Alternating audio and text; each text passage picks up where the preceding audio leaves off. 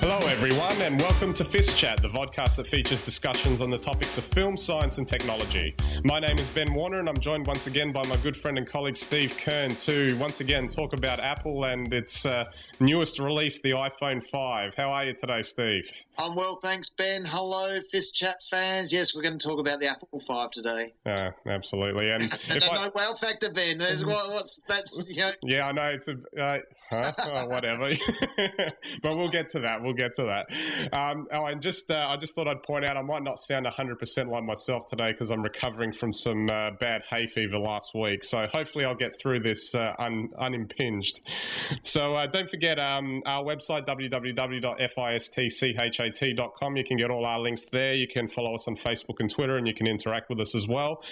Get all of our back episodes on YouTube, Vimeo, and Digicosm TV, and you can also get all of our audio via RSS, iTunes, and FeedBurner. And we've got our blogs as well. And just a quick note, I've been able to add a new little section into the blog section for all the Bit Rebels blogs I'm doing now. So now all of our blogs are all in one nice section for you to have a look at. So hopefully you'll enjoy them.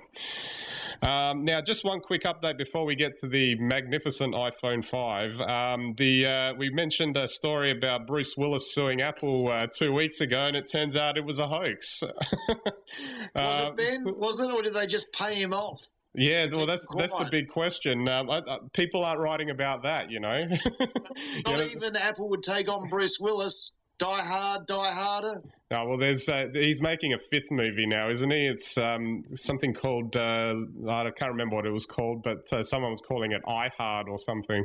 There you go. If it was a hoax, it's a very good hoax. Absolutely. Very believable. All righty, we'll move into the iPhone 5 now. And again, Apple's launched its new flagship phone, well, only phone really, it'd be fair to say that it was more of an evolutionary update rather than a revolutionary update. But is it really fair that for it to be anything other than that, given how far along it's come and how far it's matured? I mean, yeah, okay, they finally changed the form factor a bit. They made it a little bit bigger. Thankfully, they didn't make it huge because I don't know about you, but I'm no fan of those Galaxy S3s that, you know, take up your whole hand. And don't you carry a man bag, Ben? I might have to. And then, things like faster Wi-Fi, 4G LTE and all that sort of thing. You would have expected all of that to be in there. The only thing that I really thought that stood out for me anyway was the actual color design. I liked how they made the antenna band slate color instead of the aluminium color, and the fact that the back is now not all glass. That really annoyed me on the iPhone 4 that I've got. I'm not sure how you think of that as well, Steve, but you have any first impressions as well, or? I didn't realise the back of the iPhone 4 or 4S was glass, is it? Yeah. I've never looked. So it's underneath the cover. But you're right. I mean, I guess there are two ways to look at it. And let's face it, the original iPhone blew us away. Yeah. This iPhone can do so much more than that. You know, what does it do? It makes calls to anywhere in the world. It allows you to access the internet, social media on the go. And it's sort of a lot closer to a computer. Yeah, a computer in your pocket. And it's been getting closer and closer to that. You can take photos, and you can basically, send messages and anything else. Use apps. So it's like a computer in your hand. What's not wow about that? Well, I guess, a lot of tech pundits and journalists weren't that happy with it. I was just looking at this Age article where they were actually saying it lacks the wow factor, despite offering all of these fancy new things, and you're going, well, what do you want? Like this thing does so many things.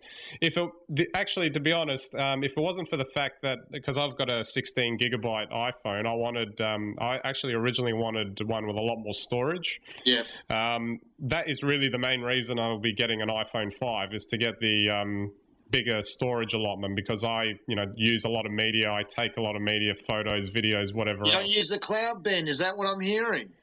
Well, I do use the cloud partially, but I'm not fully entrenched in there. And plus, I can't see how uploading 1080p video to iCloud is going to work. If FiST Chat fans want a hot tip, I reckon this will be one of the last iPhones with any decent storage. You'll probably get 4 gig on the iPhone 6. That's probably right. So get in now, buy it now. The keynote, if we talk a little bit about that now, this was actually, we were just mentioning this before we got on. This one was the first one that actually underwhelmed me, and I don't know if I'm going to upset the Apple fanboys here by saying this, but the opening video where Tim Cook introduced the new Barcelona store, and he's explaining how great it was and how well it was designed and all that.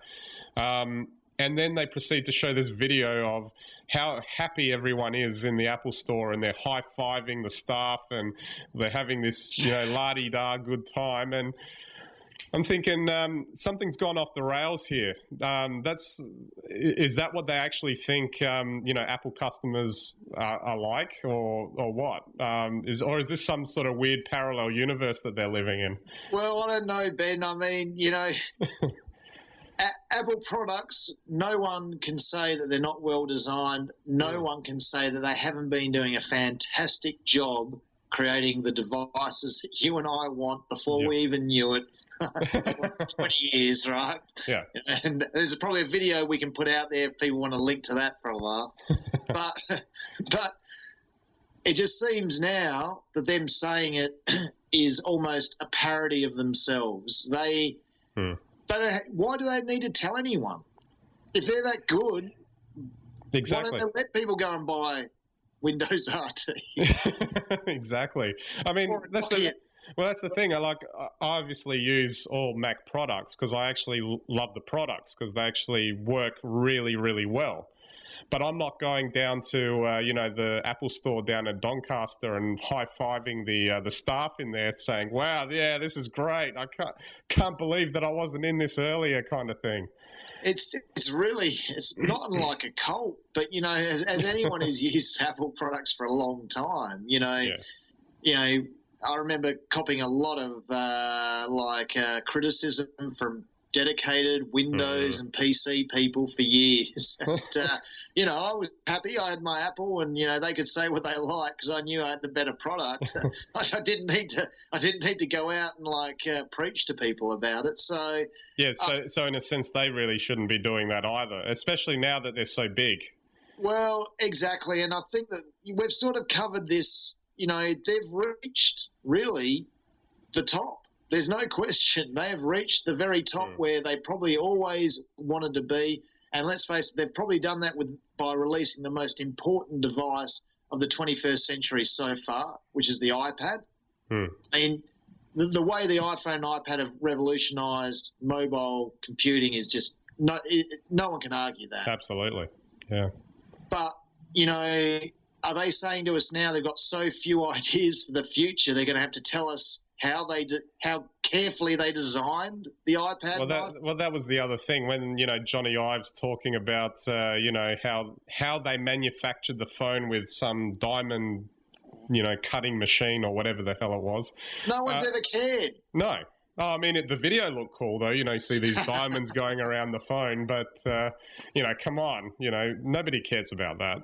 Yeah, until you sell me an Apple like a laser cutter. Yeah. That I can plug into my Apple devices, I don't care. Exactly. I should also point out that the two more things. The white iPhone actually looks pretty good too. That's got a silver antenna band and a silver back. So that I think they did a really good job with the color design there. And just one other thing on the keynotes, they've they really are missing Steve Jobs, I think. As a filmmaker, someone who, tries to make something entertaining or engage with people on an artistic level, those presentations actually worked on that level.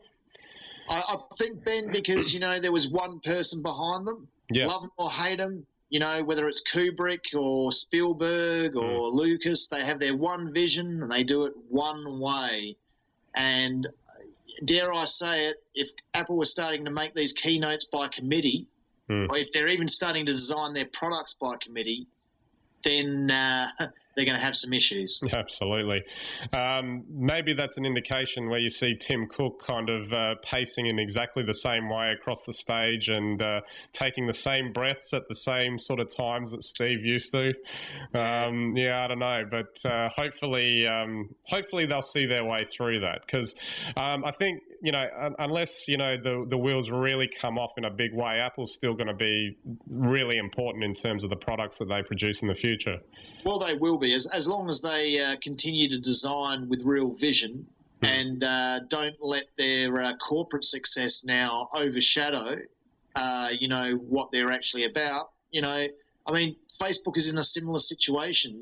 What Facebook was all about was not what it is now that it's a corporate entity. So I think for these, big, or great ideas that achieve fantastic success, that's always the danger. And I think, Steve Jobs even said about Microsoft that if they actually had the designers there and the guys actually putting together the products and not the salesman running the company, their products would probably be a lot better. And I think Apple have proved that. Yeah, but Ben, for me, the iPhone 5 is a winner. I'd be quite happy with one.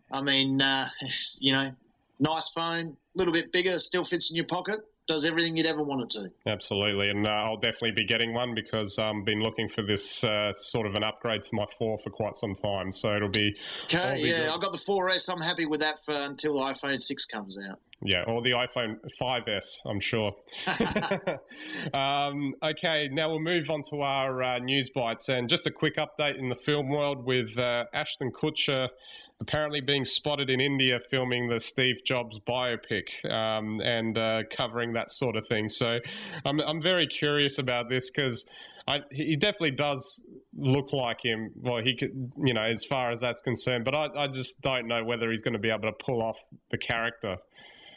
Yeah, well, who will know, hey? But it's interesting in the bio, Steve Jobs' bio, I don't actually spend that much time on him in India. So if we get an expanded section there, we know they haven't done their research properly. Oh, God, what is it? Steve Jobs in India, the untold story. Yeah. Okay, now we'll move on to our science news bite, and this one's from mentalfloss.com, and it's called 10 Ways You Can Use Your Smartphone to Advance Science. Scientists have started to use abilities and prevalence of smartphones to their advantage, creating apps specifically for their studies and crowdsourcing, observation and data collection. When almost everyone has an internet connection, a camera and a GPS unit right in their phone, anyone can gather, organize and submit data to help move a study along. And I think this is where, the innovation of the iPhone has been so dramatic on our society, really. And we'll post this link on our Facebook page so you can check out some of the examples of the apps that they're talking about. But it is amazing that you can do all of these things right from your phone.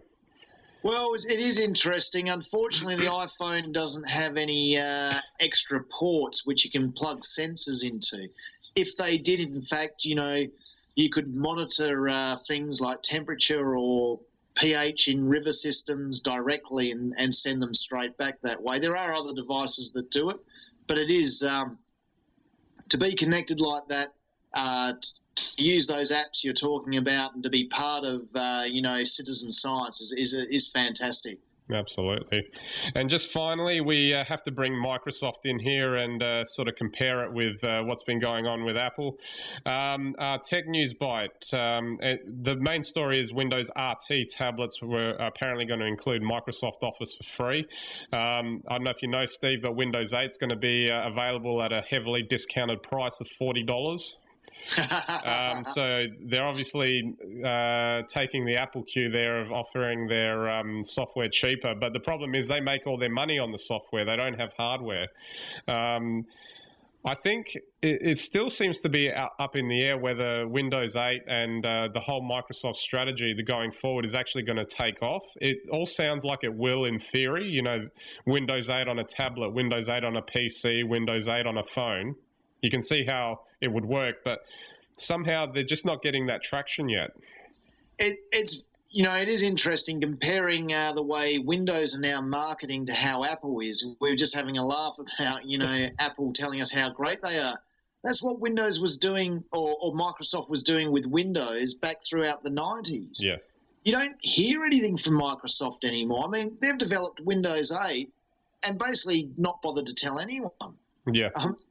They didn't do that much with Windows 7, which was fantastic, but Windows 8 has been even less. And from all accounts, even though it's sort of a hybrid system, it's apparently it's an excellent system from the sound of it. It works. The Metro part of it works really well on the phone, and apparently the traditional desktop is a lot faster than what even the Windows 7 desktop is. So they're finally designed something fantastic, and they're not telling anyone about it.